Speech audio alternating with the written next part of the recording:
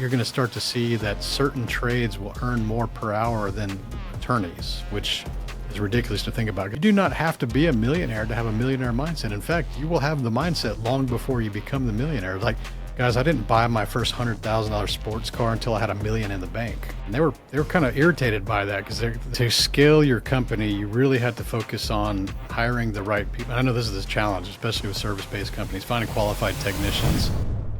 All right, welcome to episode 7 of Expanding Local. Today I'm here with Tony Watley, who is a best-selling author of The Side Hustle Millionaire. He's the co-founder of LS1 Tech, which is an online automotive performance community which grew to over 300,000 registered members and was later sold for millions. And he did this in just 5 years, and this was a side hustle of his.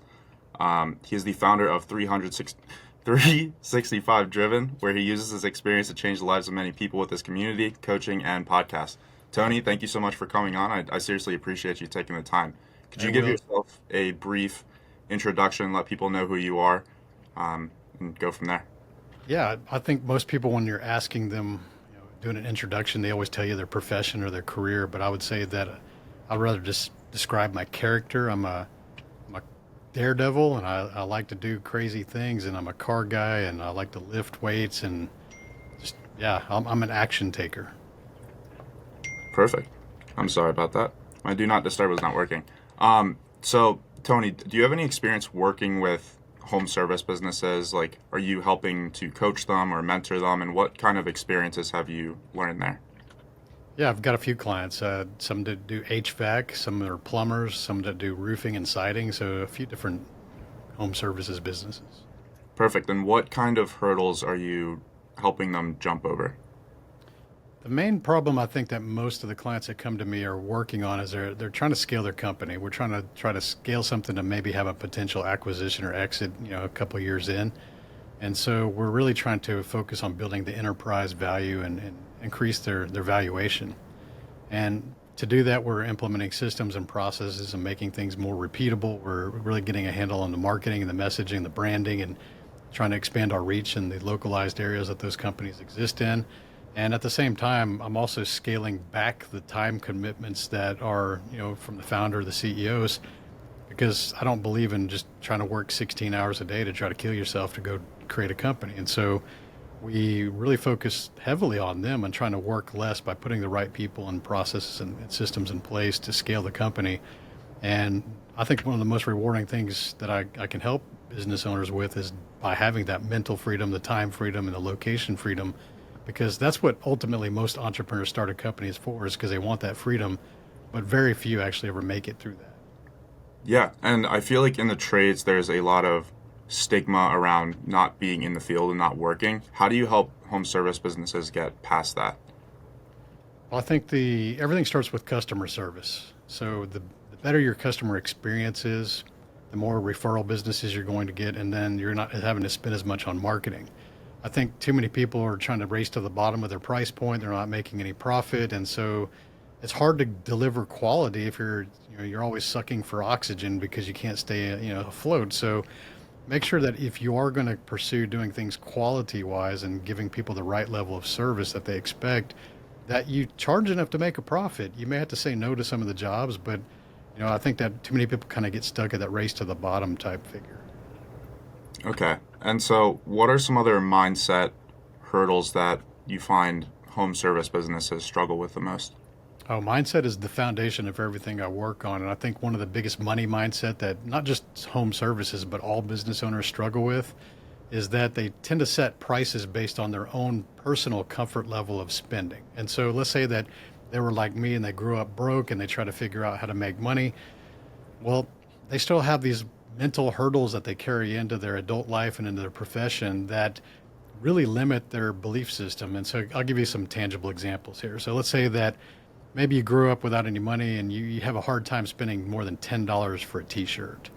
And you're like, oh, I can never spend more. You got this mental thing. It's a subconscious thing. And you go to the store and you look at the price tag and you go, oh man, it's $15. I'm not spending that money on a t-shirt.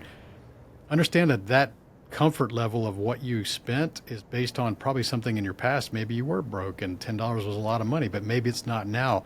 And so it's like an irrational hurdle that you're hurting yourself with. And Guys, I've met millionaires that still have these weird beliefs, and we had to break through these things. And this also shows up in the pricing. So let's say that maybe you're a electrician. You go, hey, you know what?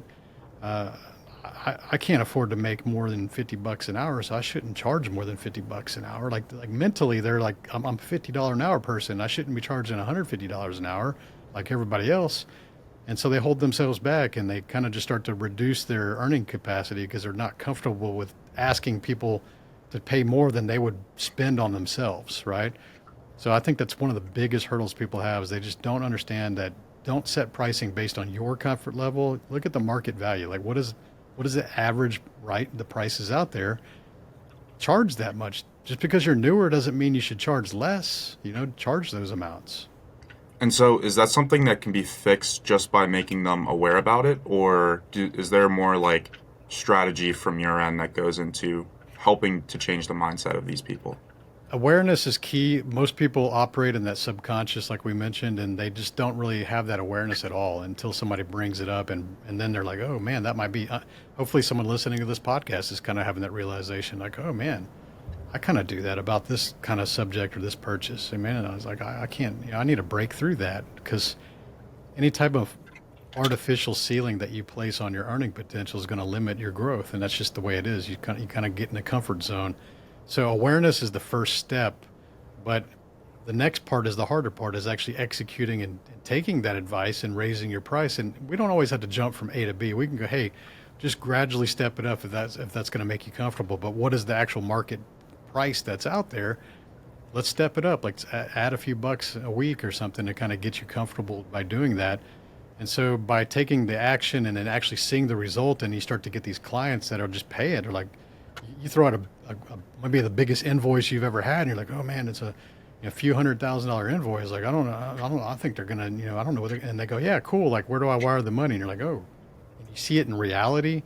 That's when it starts to reinforce that behavior needed to change. Like, oh man, this is not as bad as I thought it was going to be. I had to be more confident at selling that.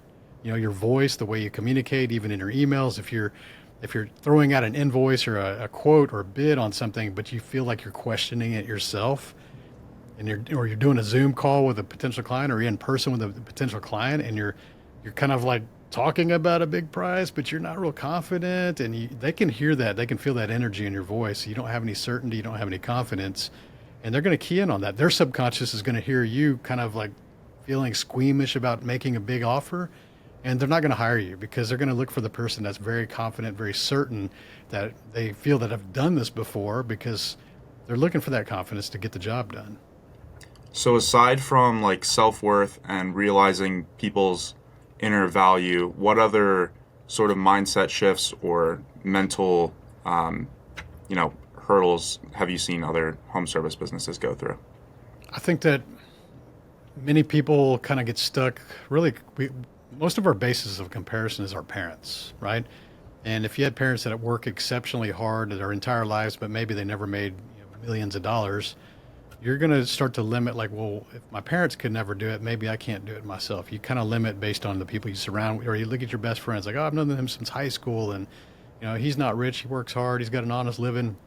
And that's good, but what other people have done has no bearing on your limitations on what you can achieve. And I think that you have to realize it's okay to surpass your parents, your grandparents. It's okay to do better, because as a parent myself, I would want my son to go do more than I have. Like, I want them to achieve more. I've kind of helped create the springboard to get them a better life. And so your parents worked extremely hard, but they also put you in that situation to get a better life than him. So you deserve to go do that. And I think that's how you prove to them, like, everything that they sacrificed was worth it to help you. And so certain people they just kind of limit themselves based on what the potential of their friends and their parents, their surrounding, and their peers have done. And that's unfortunate, because I think that there's unlimited potential within everybody. It's just they have this frame of comparison, like, oh, well, so and so's very wealthy, and I'm not that kind of guy. Or they do that self-deprecating humor, like, oh, I'm not the smartest guy, and it's like, save the self-deprecating humor for when you're extremely wealthy, and it'll be funnier. Until then, it's kind of like this mental hurdle. It's really your subconscious speaking, and you're labeling yourself with stupid stuff, and it's gonna cause you to not get where you want to be. You mentioned like tradespeople, they really have this thing of like they want to be in the field, they want to work hard, they want to like work 16-hour days when that's not. It could be the key at the beginning of a business, but it shouldn't be the end goal. How do people delegate properly and kind of get over that mental mindset of like they're not going to do it as good as me? To me, to scale your company, you really have to focus on hiring the right people. I know this is a challenge, especially with service-based companies, finding qualified technicians, especially certified type workers, any type of welders or electricians or plumbers. Like it's hard to find good help. Guys, you're not alone. That's the entire nation right now. There's not enough people in the trades. We understand that. And I hate to break it to you, but that's always going to be your problem forever. If you choose to build a business in the trades, finding qualified employees is going to be your number one struggle for the rest of your career. That's just like accept it and understand that that's part of the game.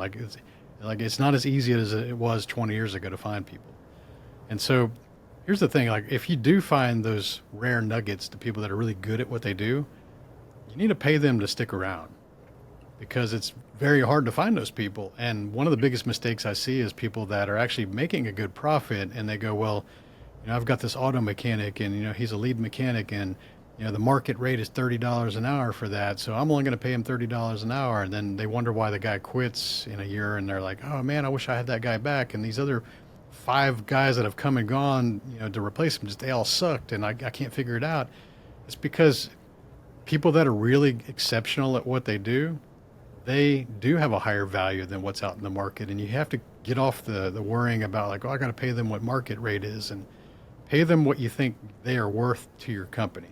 Like look at them as an individual and go, hey, if I lost this individual today, what would I pay to get him back? And whatever that answer that pops in your mind, that should be the answer that you're paying them. And if you're thinking, well, I'm not making enough business to do that, well, figure out how to improve your business to be able to pay that person and keep them there because that's the key. Like we're always trying to keep good talent. It's just like sports teams. When you want the good talent, you pay extra for what you want. And the ones that are underperforming, you just cut them loose. So you mentioned it like employers kind of blaming the employees who leave and it's like, oh, these guys aren't committed. They're just quitting. How important of a role is accountability as a business owner? Accountability is everything, especially if that's one of your core values. When we develop our core values, I always think about this. I make recommendations on core values. It's not some checklist that most companies hang on the wall and they consider it done, right? Core values are, if a business owner is your personal core values. Like I don't like to write corporate core values. I always recommend my clients write personal ones, things that guide their entire decision making in their life. And so, doing the right thing, not the easy thing, showing up on time, like all these things that are important to you as an individual. Once you get down your 5 to 8 or so core values that are your personal things that you will not break, you will not, break any of your own core values. Those should become your corporate core values. Like if you own the company, those should be the same core values.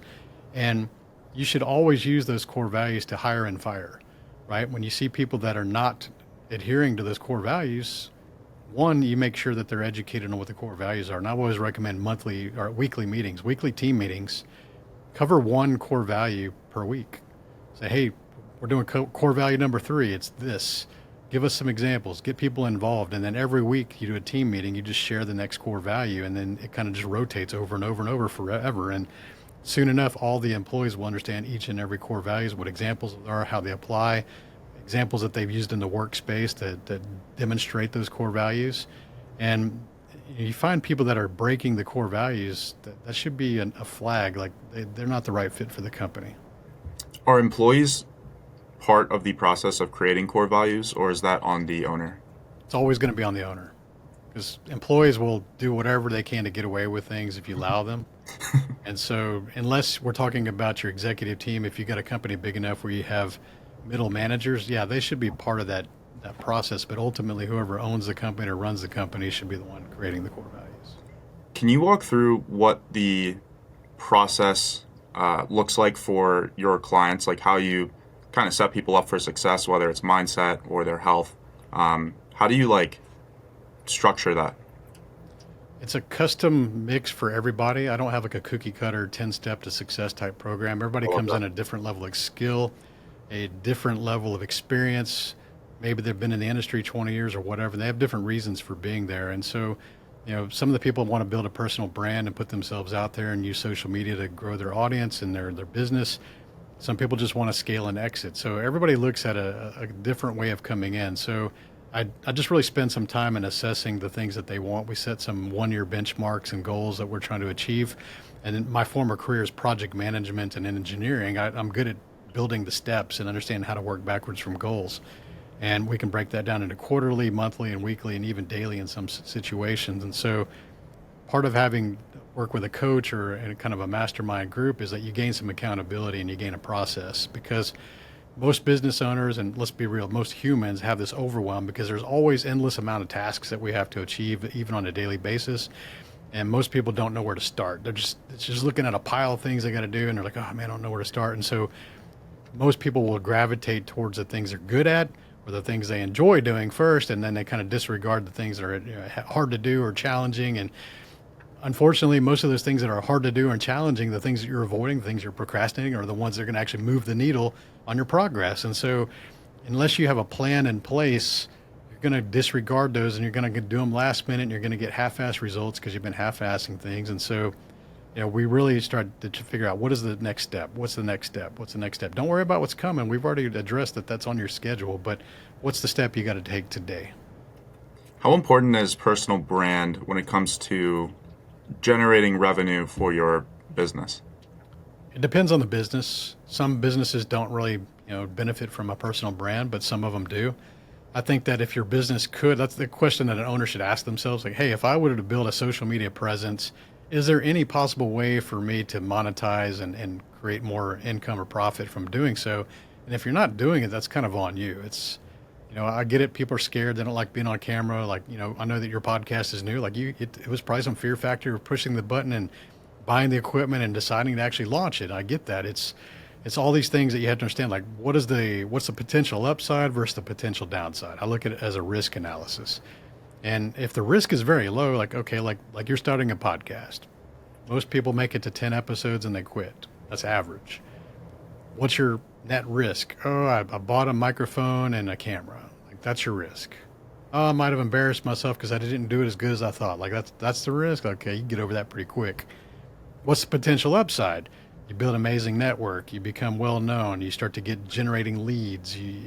There's like endless potential upside. You could generate millions of dollars over the next 10 years by growing the number one show. Who knows? We don't know where it's going to go.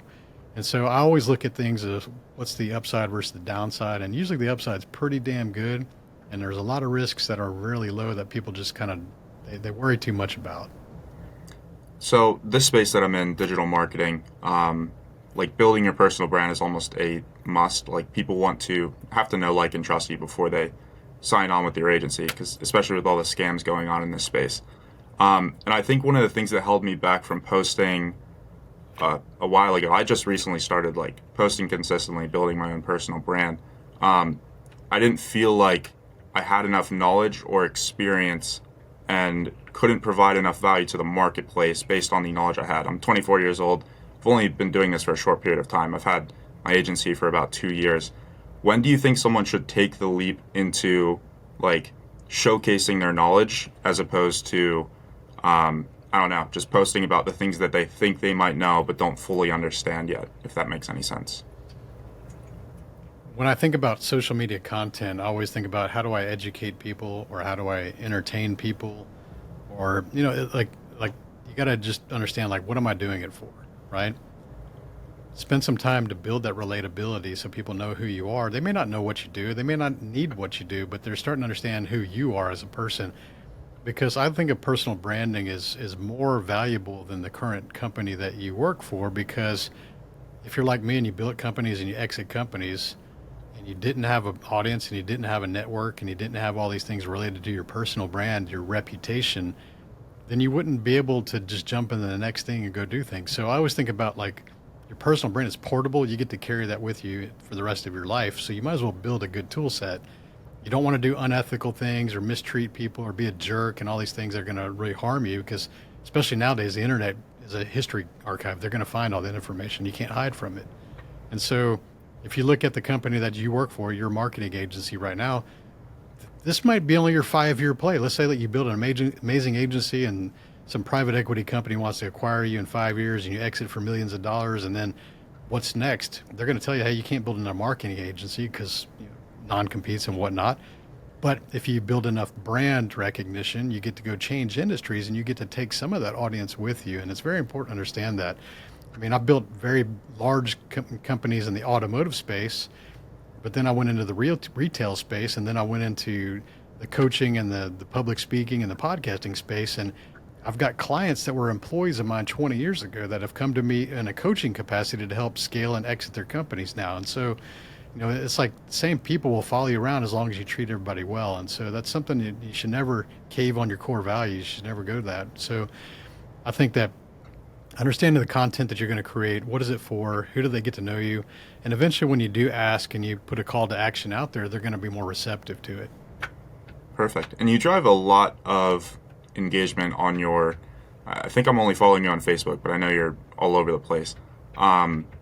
How do you maintain a community and have people that are loyal to your content? It's like we're meeting for the first time on this podcast, and like I'm already a huge fan. How do you do that? Years of consistency, right? I think if you can show that you actually give a shit about people and you care about people and you interact with people and treat people like humans and not try to put yourself on a pedestal and think you're better than other people, then people are receptive to that and people want to support good people. And so I think one of the biggest mistakes people do on social media is they don't interact with people. They'll create a post and then they kind of disappear, and they'll make excuses like, well, I'm too busy and I can't interact with people and that, right? And I always just roll my eyes at people that say that kind of stuff because that's ego speaking. Because for everybody that says that, I could point to a dozen people who are kicking your ass in business and financials and in life who have way busier schedules that do have the time to do that. So when someone says they don't have time to do something, and me being a coach, I'll say, well, show me your calendar. Show me your calendar. Like, pull it out your phone right now. Show me your calendar. And they never have it. I would say that 99% of the time I've put people on a spot like that, they never have a calendar, but they don't have time. It's like, well, how do you not have time if you're not even managing the time that you have? Because if someone like Elon Musk can make posts on Twitter a few times a day, then you can too, because he owns a few multi-billion-dollar companies and he's very involved in those companies, but he can still communicate with people and build a network, right? So why do you think you're more important or more busy than that guy? And so start with the calendar. Make sure that you're if you understand social media and interaction is valuable and it could potentially create more profit for your company or your personal brand, you should schedule that time. You should guard that time. If you're only going to do it for 20 minutes a day, that's fine. That's all you need. 20, 30 minutes a day. That's all you can do a lot in 20, 30 minutes by interacting with other people in your network, your peers, potential clients, showing them that you're active, supporting what they're doing. When I see people working out and doing things that are positive, I'm always going to throw a like or say, hey, keep going, because I want them to know that I see their comment and I acknowledge them and I support what they're doing. Now, when people are doing negative things that I disagree with, I'm not going to interact with those people because I don't want to reinforce negative things that tear them down. How do you manage time effectively? What was the question? How do you manage time effectively? Schedule. Everything's on a Google Calendar. I just have everything logged into my Google Calendar so I know what I'm doing. I plan out at least a year in advance, like on trips and events and things like that, and things that are client meetings that reoccurring. They're on the calendar for out a year. But daily stuff, I make sure that I just time block things, whether I'm writing a next book or things like that. I guard that time. And I think that one of the best things you can have is if you're always distracted by things, block out those 30-minute increments or 1-hour increments of things that you need to do and put the task on there.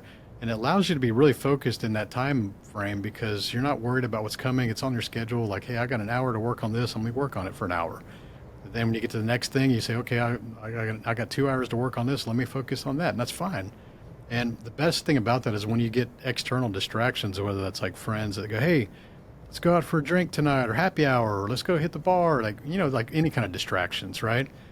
If you have discipline and you have a calendar, you're more able to say no to them because you've already locked in that time, and it's easy to say no and be polite about it. You'll say, hey, I appreciate the invite, but I've already overcommitted for that time slot. But hey, man, thanks for asking. And that's a nice way of saying no. And it kind of keeps you on track and it keeps you disciplined and you don't feel guilty about it because you actually had that on your calendar. If you didn't have it on your calendar and someone invites you, you kind of feel guilty, like, oh, I probably should go. And yeah, I didn't really have anything planned anyways. Like that's a weak example to be, like I've always had that calendar. You gave the example of like people asking you to like go hang out at a bar, things like that. I think I've pretty much blocked out anyone that has asked me that in the last year or so. Do you think that's a good thing, or do you think you should still associate with those people, or what are your thoughts there? I don't think they I think people are in a different space in their lives. I mean, I remember being 24. I was in college. I was working two jobs. I was a full-time welder and pipe fitter, and I was waiting tables on the weekends, and I was going to college at night. And so I slept like 3 hours a night for 7 years. It took me a long time to finish school, and I didn't have time for socializing and things like that. I mean, I felt like I was broke and stressed out and just hungry all the time. And so I didn't have time to do the socializing. And even when I was in school, University of Houston, I think they were the national champions. While I was in college, I never went to a football game. And I love football. I played football in high school, but I didn't have time for that stuff. And, people would ask me and they would ask me and they would ask me to do things. And I would just have to politely say no, like I'm working. I'm waiting the tables at the restaurant this weekend. Sorry, I can't go. And yeah, I found some opportunities to have that socializing time. I think that it's important, but it wasn't frequent. And I don't have any regrets about that because when I finally did get the engineering degree and I graduated, I was around 26 at that time. Man, I was making way more than all of my friends and I had a lot of free time. And that's actually when I started building businesses on the side. It's because I had that time and I'd put myself in that situation. And so I think there are times you do have to put that sacrifice in and that hustle, but it's all for a purpose. You got to understand, what am I working towards? What is this leading to? And don't think that you're going to do that forever because I wouldn't want it. Like college to me was like one of the worst experiences of my life because of that stress and 7 years of that, working, construction. And then it was hell, man, but it was all worth it. Do you think there is a good time and a bad time to start a side hustle? Do you think it can ever be like detrimental to your success? The best day to start is today. The best way to learn entrepreneurship is by execution. Too many people over prepare. They read every business book, they listen to every podcast, they go to every seminar and convention, they take a bunch of notes and a bunch of books that they never look at. And they're always telling you, like, someday I'm going to start a business. Someday I'm going to start a business. And when the time is right, I'm going to start that business. When the time is right, I'm going to join that mastermind or that coaching group. Like, they always have an excuse. Everything's like someday, someday, someday. And I always think about, like, we talked about calendars. Like, I don't have a calendar that says someday on it. Like, there is no someday. Is it Monday or Tuesday or Wednesday? Like, there's no someday on your calendar. So if you keep saying the word someday, it's never going to show up on your calendar. And I'm 52 for context, and I've known people since high school that were always talking about starting businesses that still have not started a business. So, you're going on 30 years plus of people just talking about it.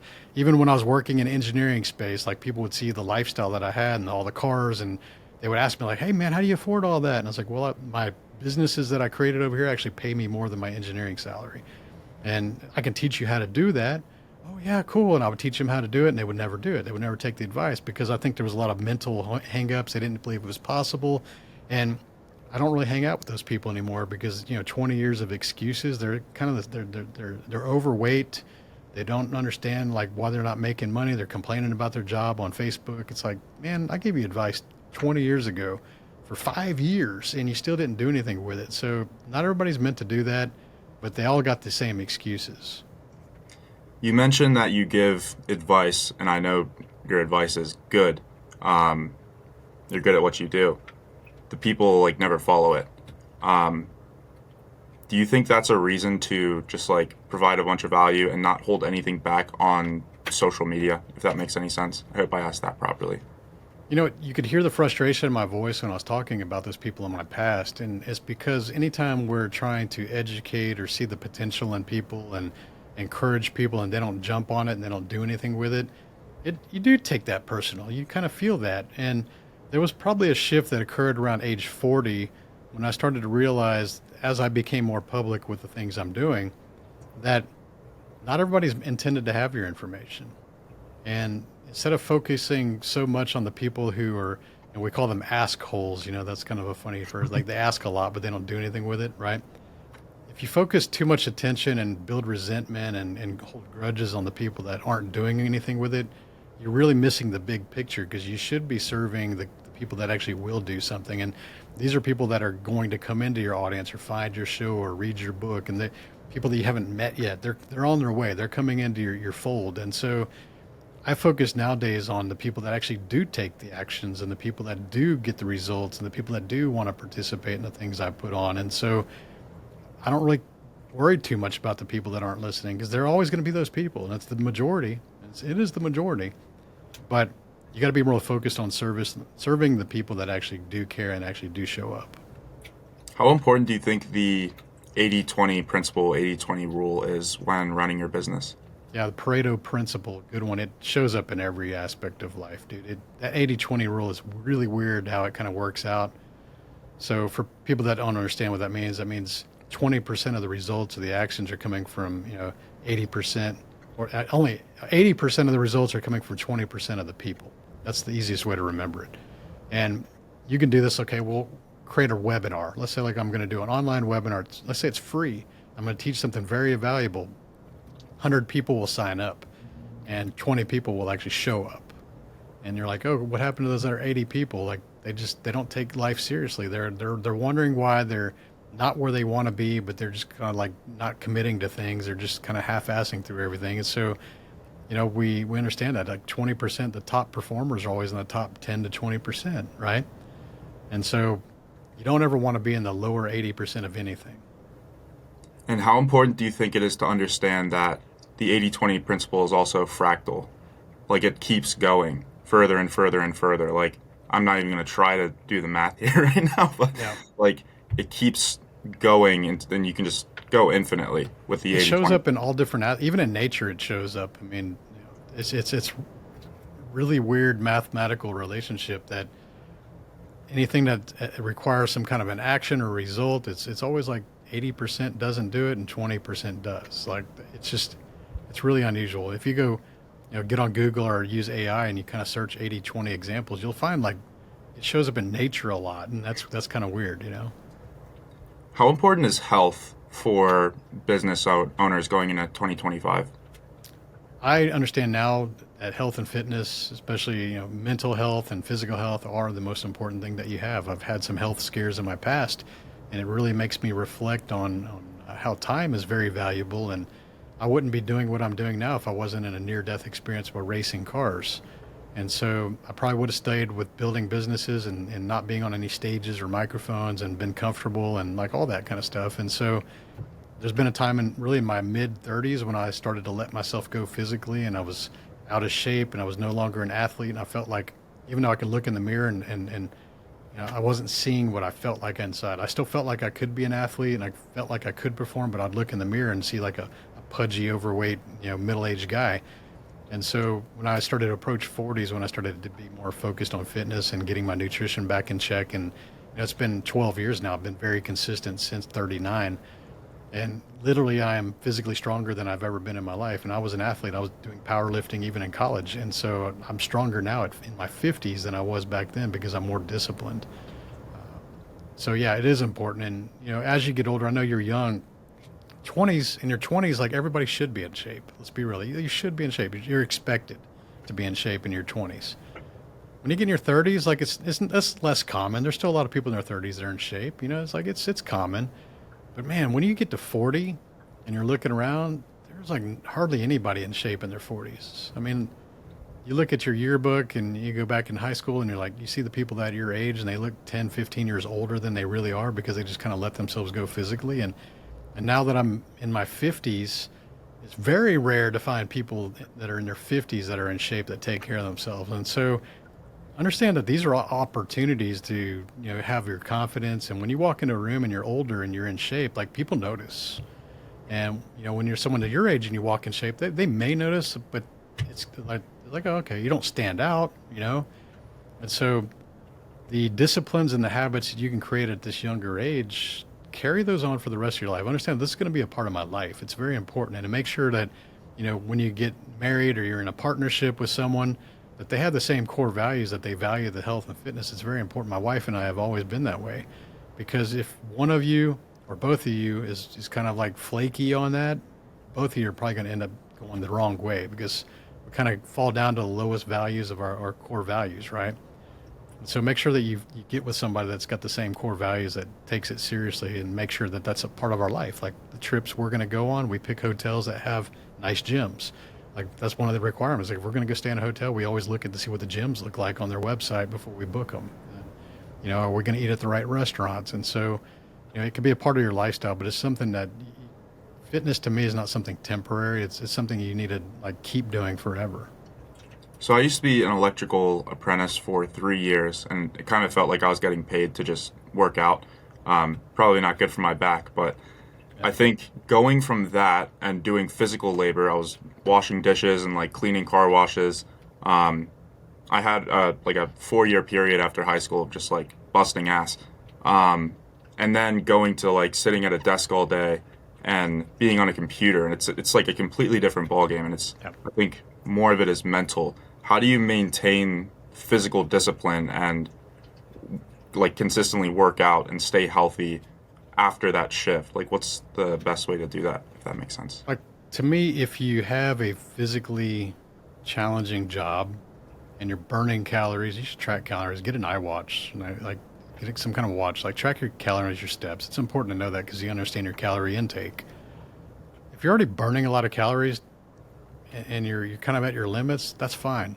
Like you're getting your exercise. Like to me, being jacked and ripped and lifting all these heavy weights, that's a different variation of fitness. But to me, being fit is just being healthy, right? And the only way that you can really maintain that is just eat healthy. If you can choose not to eat the triple cheeseburger and the shakes, because I get it. When I worked those labor jobs, I was always hungry and I was ready to eat an entire large pizza myself. But that's when discipline starts to come in. You go, hey man, I get this. I can work really hard and I'm burning a lot of calories and I'm already physically exerted. But if I can just eat healthy, which you and I understand is 80% of the diet, right? 80% of your physical fitness is what you eat. It's not how much you work out, because there are people that don't exercise a whole lot, but they eat healthy and they look healthy. They're not overweight. They're not struggling with a bunch of disorders and stuff. And so if anything, the bare minimum is just eat healthy. Choose to eat healthy. Do meal prep. If you're going to go to fast food, figure out how to order things off their menu to create a healthier idea, because you can. Like if you avoid, like if I want to go to McDonald's, it's like my first job, right? I can order a couple of the like 99-cent cheeseburgers, but I can just leave the bun off, because the bun is the worst part. It's like fake bread anyways. Like if I can leave the cheese, and because again, those are like highly processed foods. It's not like pure cheese. It's not like the healthiest version. So if I can just eat the meat and the lettuce and like a little salad on the side, like that's a pretty healthy meal. I'm going to get my protein count and it's not going to bloat me up with inflammation. And so I just really try to focus on low carbs and low sugars. And if you can have that discipline, you'll actually keep your weight down. Perfect. Going into 2025, what do you think is going to change for the trades? Because I feel like everyone thought AI and robots were going to replace like the low intelligence or whatever they want to call it, labor jobs, and it's the complete opposite. It's replacing brains, not the whole brain, because I think humans are very unique and are always going to be able to differentiate themselves. But how do you think the trades is going to look with the introduction of AI? What do you think businesses should be preparing for? How should they be positioning themselves going into 2025? To me, AI is an amazing tool. I play with it basically every day, and it's not that challenging. I think people hear AI, and if they've never played with it, it sounds intimidating. Oh man, artificial intelligence, that sounds like really like, dude, it's super easy. It's like talking to a person. You're just typing it. You can ask it questions. You can ask it to do things for you just by typing it in, and it'll give you the answer. Like one of the easiest hacks, this will be a good one for this episode. If you heard me talk about processes and systems, and if you're a small business owner and you're like, oh crap, I don't even know what that means. Like that sounds fancy pants. That sounds like corporate. And it is. But you're wondering why you can't scale and have repeatable outcomes or get the right people and train them repeatably. It's because you don't have the processes and systems. Well, guess what? You can go get Chat GPT and it's $20 a month, like really cheap. And you can ask ChatGPT, hey, ChatGPT, I own a plumbing company and I would like you to create my processes and systems for me. Could you create a list of those? And it will create the index of all the ones that are relevant to that industry. And then when you have the list of the processes, you can go, can you write that specific procedure for that number one? And then it'll spit out in a full, and it'll be relevant to plumbing, you know? And so you can have your entire processes and systems created in about an hour instead of paying a consultant, $20,000 is what that would normally cost to build that for you. You can have that for $20. You can create a membership for 1 month, have all your processes and systems created, and then all you got to do is edit them. It'll probably 90% accurate. You can edit them a little bit, save those as Word docs, and now you got your processes and systems all lined out. And you can give those to the employees, and you can teach from them and instruct from those, and use those as customer checklists on the things that you have to do. And so don't fear AI, just use it. Just treat it like a very smart human that can produce a lot of output instantaneously. And once you start to understand the benefits of using it, it'll be part of your business life. So I think embrace the technology. It's easy. It's very easy to use. The other thing is that we all understand that there's a shortage of tradespeople. And that's largely for my Gen X generation. Our baby boomer parents kind of shamed us into going to college because they didn't think the trades were going to result in six-figure earnings. That was true in the 1980s and the 1990s. And so we had an abundance of tradespeople in the boomer generation, and they weren't making a lot of money because there was too many of them. They didn't have a lot of education jobs. And so now things have changed because information is readily available, and more people are going to college to get degrees that don't pay them very well. People have kind of shunned getting into trades. They're not wanting to be the welders or the insulators or the painters and all these different trades. And so there's a severe shortage of qualified workers. Like I mentioned, that'll be the problem that you guys that own companies will be facing the rest of your careers. But the benefit is that when there's a shortage of supply, the demand will increase. As our population increases, there'll be fewer plumbers to show up at your house. There'll be fewer electricians to wire up your house. And they'll be able to charge more because supply versus demand. And so I predict in the next 5 to 10 years, you'll see the highest earners will be the people that are really good at their trades. You can't just get in the trades and be average and suck at it. Like, you have to be good at it. Build a company that's really good at what they do.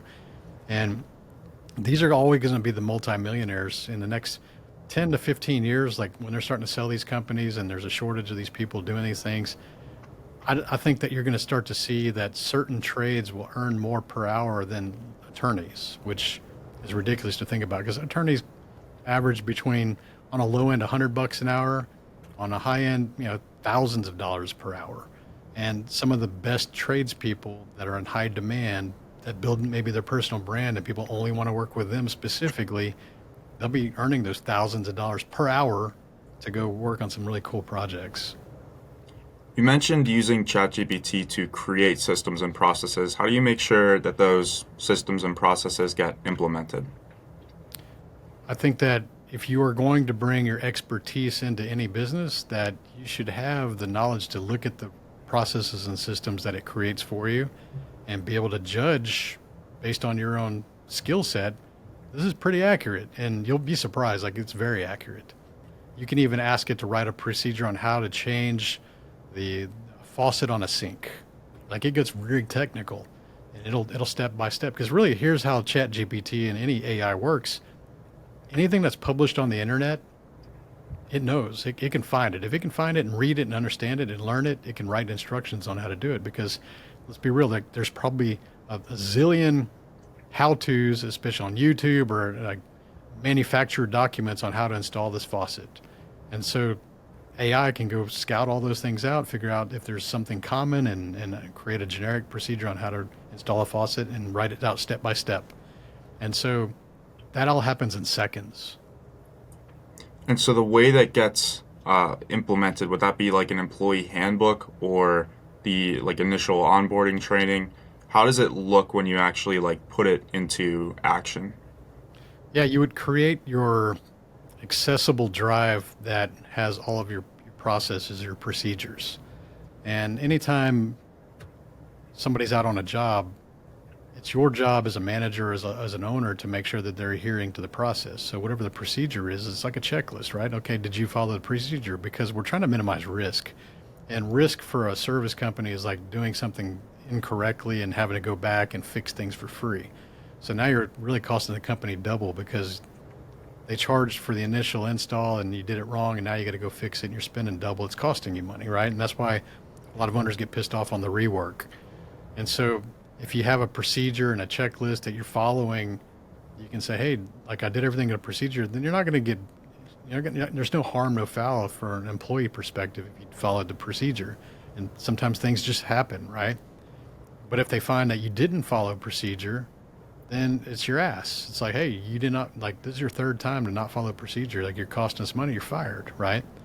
And so you have to use those procedures and everything. And I came from oil and gas, dude. We had to use procedures for everything. I mean, it's highly regulated, safety measures, financial risks, like all these things are procedures within procedures, and a lot of sign-offs and signatures. I'm very, adept on understanding, like, you got to follow the process, because there's also legal implications at those high levels of the high dollar contracts. If you don't follow the process, like, you could be sued for millions of dollars. And so, it's up to the manager to make sure they enforce those things, and they see that people are not following you. Those are the wrong people. What are the most common mistakes you see new entrepreneurs making? Most common mistakes for new entrepreneurs, I think that they do not understand how to manage their cash flow. They make a few things a profit and they go spend too much money, and then they wonder why they can't stay afloat, and they're having to worry about, like, oh man, like, we're not making any money this month, I got to go out of business. And so delayed gratification is a big part of that. I think that don't go spend a bunch of money just because you made money, because having cash reserves is going to help you grow the company. I'm a car guy, and I remember some of the content I would post out maybe years ago would piss off my car friends, because I'd say, hey, these guys, I got car friends, like, they're going to go buy like $100,000 plus sports cars, right? And I know what their career is, and they're not making a lot of money. They don't have a lot of money saved away. And I remember I made this post maybe 10 years ago. It's like, guys, I didn't buy my first $100,000 sports car until I had $1 million in the bank. And they were kind of irritated by that, because they're like, well, who do you think you are? Like, I'm never going to be a millionaire. I'm never going to make $1 million. Like, why shouldn't I buy a sports car? Like you hear all the excuses, right? And I said, man, before I had money, I was buying $25,000, $30,000 cars. And in perspective, this is 20 years ago. That was a lot of money, right? So, like, I was happy driving my Camaros and my Trans Ams and my pickup trucks and stuff while I was building my companies. Like, I didn't go buy a Dodge Vipers and stuff like that like I do now later. I didn't do that. And that's legitimately not, I didn't do it until until I had 7 figures in the bank. I didn't go spend 6 figures on a car like it's a toy, right?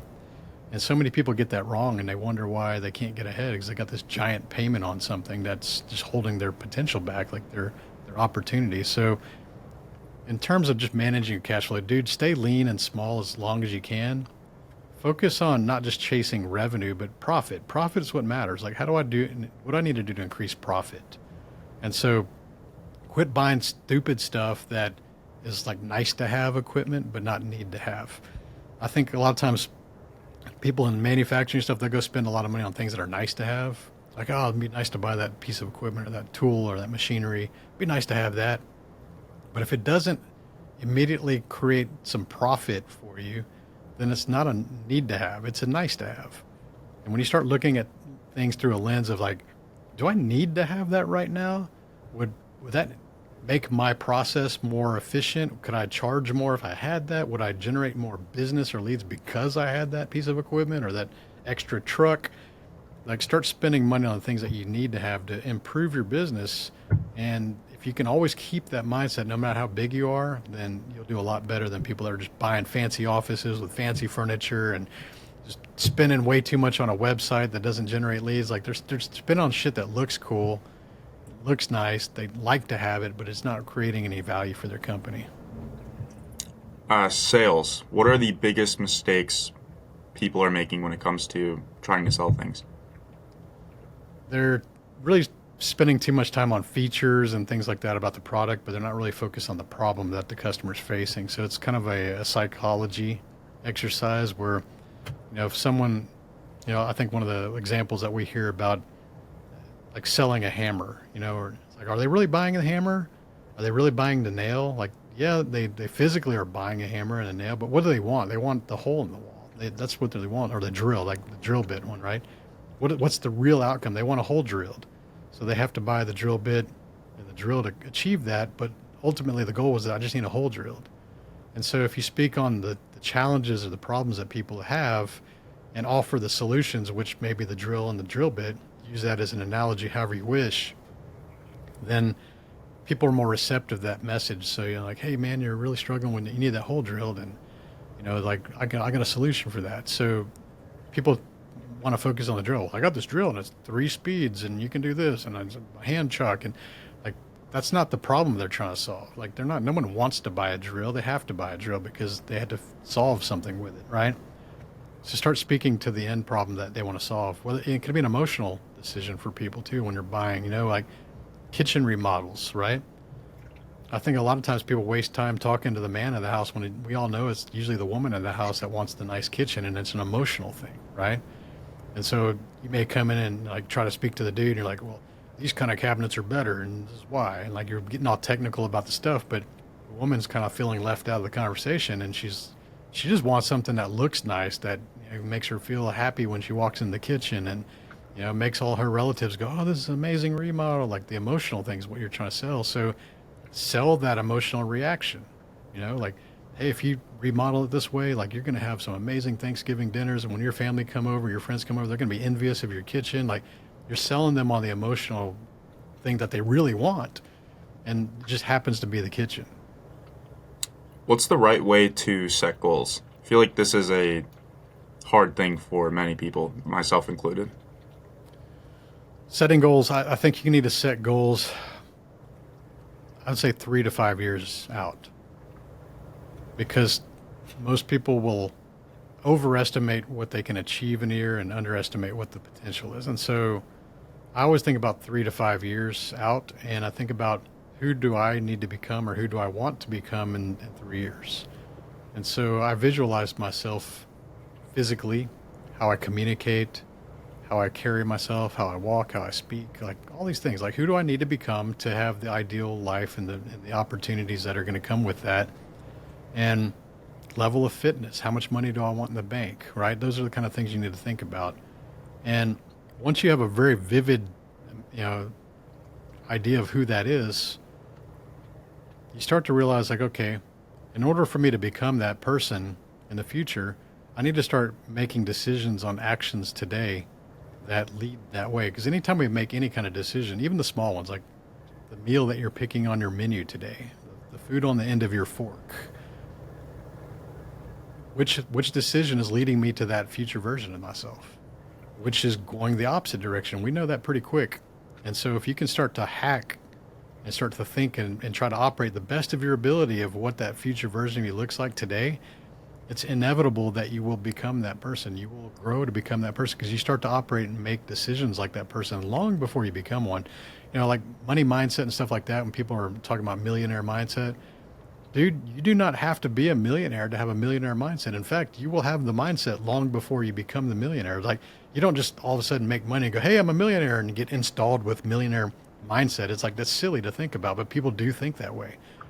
You have to build that mindset and those habits and the discipline and decision making, and then it leads to become that outcome. And so setting goals and things like that, I think you have to think further out, then just break it down. Okay, if in 3 years I want to do this, what does it in 2 years look like? What do I need to be? Like you just kind of connect the dots and then work backwards, and you'll eventually get into your 1 year goals and your monthly goals and your weekly goals and your sometimes daily. It depends on the goals. Like you don't have to go granular every day sometimes, but without that plan, it's just a bunch of dreaming and daydreaming that's never going to get you the result.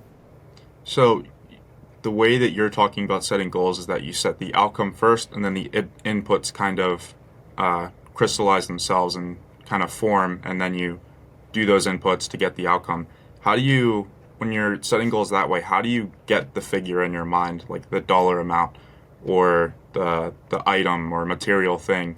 How do you know what to put down there? Because I feel like me personally, I just like write a random number, and like I never know what it's coming from, and I'm kind of jealous of people that can do that. How do you Yeah. find that number? I think everybody has their own different number. I think that it should make you a little bit uncomfortable. If it's a safe number, you probably would have hit that no matter what. Like even if you weren't trying. Like, you're 24, if you're thinking out at 30, right? If you're thinking like, oh man, at 30 I would like to make 150 grand a year. And like if that's your number, like that's kind of lame because that's kind of average for people who are like semi performers at something. And then you factor in inflation and all kinds of stuff like 150, in 6 years, maybe 150 grand is only like 75 grand. Like, you never know, right? And so kind of look at people that are that 30-year-old age range, like let's say 30 to 35. And you can go on any job posting board and look at kind of people with similar skill sets and see what the offer salaries are and go, oh, it looks like most of the people in their 30s are making 80 to 100 grand. Like maybe, the good ones are making 150, maybe management in some bigger companies, right? So why can't I do that? Why couldn't I do that, right? So if I'm driven and I actually starting a company, like why don't I shoot for 200 grand? Like why not, right? It's just these are all just numbers that we throw out there. And then when you have the goals, you go, okay, to make 200 grand, I probably had to be selling, let's say on average, because I know it's generalizing. I need to have a company that's selling at least 2 million in revenue to realistically net 200,000 because it's about 10% for most companies. So if I sell a million, I make 100,000 a year. If I sell 2 million, I make 200, and it kind of stacks like blocks, right? And so how do I build a company that makes 2 million in revenue? And you kind of work backwards from that, right? And so you kind of just keep on working backwards until you realize like, oh, I need to sell expensive things instead of worrying about cheap things. Like if I'm selling t-shirts, I got to sell a whole lot of t-shirts to make 2 million. If I'm selling roofs, like that's not too many sales. If I'm selling swimming pools, that's not too many sales. If I'm selling houses, that's definitely not too many sales, right? So I like to look at things like what are the units that I'm selling, and I like to sell very expensive things if I can. It's like the same amount of effort, like more margin, more commission per sale, and it's less stressful to have those big ticket items that you can sell. How long should business owners hold their breath if they're looking to scale when it comes to paying themselves?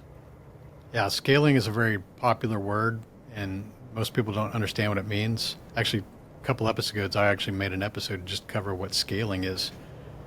The scaling is not about hiring people and getting a bigger location and adding a couple more trucks to your fleet. That's what most people think, but they go about it wrong. And so scaling should be a reaction to what the market is telling you that they need more from you. So scaling should be caused by you not being able to keep up with demand. And so maybe you've created some kind of a lead generation system that's delivering you a lot of leads and you're getting a lot of calls on your phone, you're getting a lot of email inquiries and people are like, "Oh man, I want to work with you. I want to work with you. I want you to build this thing or whatever," right? But you don't physically have enough people to do that. And you're like, "Oh man, we're so far behind. Like I would love to work with you, but it's going to be 3 months before I can get to you." And then they go do something else. Like they go hire somebody else, right? And so scale should be a reaction to supply versus demand. Like, man, I got high demand and I don't have enough supply. Let me go add another technician. Maybe I need to hire, this person to do these kind of things to scale. And so that's kind of the right way to scale because you're scaling, you're profitable, and you're doing things to kind of support the output of your company. Where people get it wrong is they go, "Hey man, I'm just going to go, hire a bunch of people and add up some more trucks and get a bigger location and put some fancier furniture in it," and then their phone's not ringing, their email's not coming in, they're not getting any leads, and they're like, "Oh man, I scaled my company, but I'm not busy enough. I got to lay people off now." So because they did it backwards, right? I'd rather be really busy and turn people away. That's a good problem to have because you can solve that problem when you got cash flow coming in. Than the other way. I'd hate to be the big company that can't keep busy and you got to lay people off. What is your ultimate goal for 365 Driven? Sorry for asking you while you were taking a drink. I'm 365 Driven as an entrepreneurship community. I'm in that legacy phase of my life. I made a lot of money, and I was helping a lot of people that were in my inner circle and people that were working with me and stuff like that, and helped them build really successful companies. And so they were always saying, man, you should be teaching this full time. Like, you should be helping more people. And it was really my insecurities. I didn't want to be on camera. I didn't want to be on stage. I didn't think about podcasting. I always thought maybe I could write a book, so that's why I wrote my book.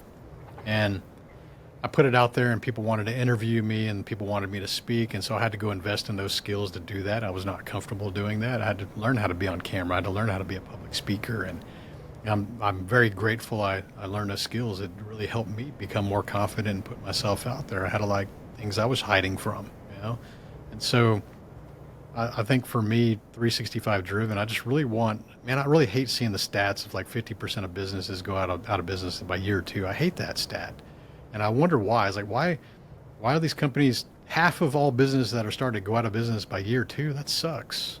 Now, here I am building companies 20 years now.